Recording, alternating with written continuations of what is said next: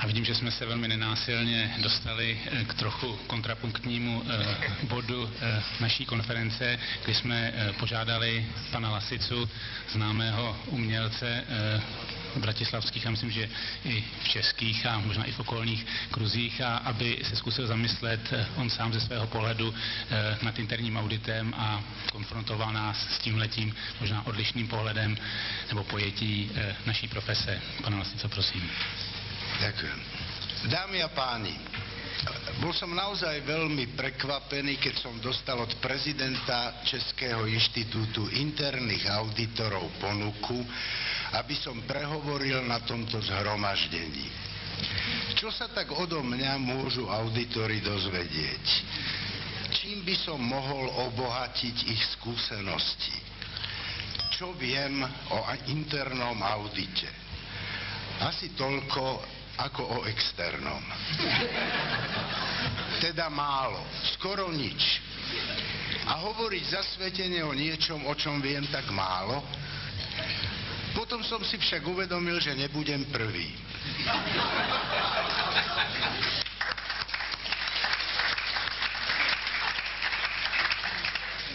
Koľkých som v živote stretol a videl, ktorí zasvetene a so zápalom hovorili o niečom, čomu veľmi nerozumeli. V čom sa celkom nevyznali. Pretože však predsa len nechcem rozširovať ich rady, rozhodol som sa hneď na začiatku priznať farbu. K pojmu audit mám celkom laický pomer, ako skoro každý, kto sa auditom nezaoberá profesionálne. Skrátka viem, že to existuje, aj keď celkom presne neviem, čo to je. Jasné mi je iba jedno. Ak človek ako ja počuje slovo audit, trochu sa zľakne. Neviem presne, o čo ide, ale pre istotu sa toho bojím. Keď som si v slovníku cudzích slov vyhľadal význam tohto slova, uvedomil som si, že sa bojíme celkom oprávnene. V slovníku sa píše toto. Audit rovná sa skúmanie, prieskum. Kto by sa toho slova nezľakol? Podľa môjho chápania ide totiž o to, aby sme prieskumom zistili, ako na tom sme. A to nie je vždy príjemné zistenie. Často sa tomu usilujeme silou mocou vyhnúť. Nechceme to vedieť, tušíme totiž, že nie sme na tom tak dobre, ako by sme chceli byť. A radi by sme zotrvali v tejto tak príjemnej ilúzii. Pretože, to vieme všetci, medzi ilúziou a skutočnosťou existuje často hlboká, občas aj neprieklienuteľná priepasť. A nikto z nás predsa nebude investovať do prieskumu preto, aby sa dozvedel, že je na dne. A to je práve ten hlboký, zakorenený omyl nášho prístupu k realite. Volá sa to zakrývanie očí pred skutočnosťou.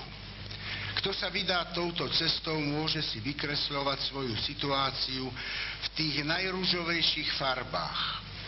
Ale neúprostná realita ho zmetie, stiahne z oblakov na zem. A to je práve ten najužitočnejší výsledok prieskumu. Spadli sme z oblakov, stojíme oboma nohami na pevnej zemi. Zisťujeme, že situácia je kritická, ale nie beznádejná. To je dobrý popud na to, aby sme začali konať. A tu nastáva druhá, rovnako dôležitá súčasť prieskumu. Zistili sme, nad čom sme, a teraz sa pokúsime odhadnúť, na čo máme. To sú dva dôležité momenty našej činnosti. Predpokladám totiž, že úplne na začiatku tohto procesu existuje nejaký cieľ, že skrátka niečo chceme. Ak zistíme, ako na tom sme, môžeme následne zistiť aj to, či máme na to, aby sme dosiahli to, čo chceme. V tom vidím zmysel prieskumu, teda po vašom auditu. Nie som zase až taký laik, ako vyzerám. Mám svoje divadlo, zdôrazňujem, že súkromné. A viem veľmi dobre, že ak chcem existovať, bez auditu sa nezaobídem. Musím vedieť, čo si žiada trh.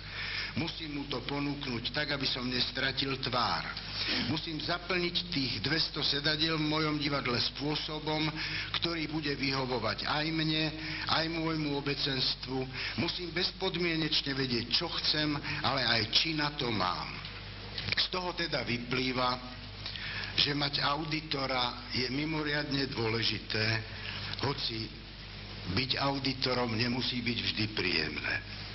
Dámy a páni, bolo mi cťou prehovoriť pred vami a ostáva mi len dúfať, že moja účasť na tomto zhromaždení nebola celkom zbytočná. Ďakujem vám.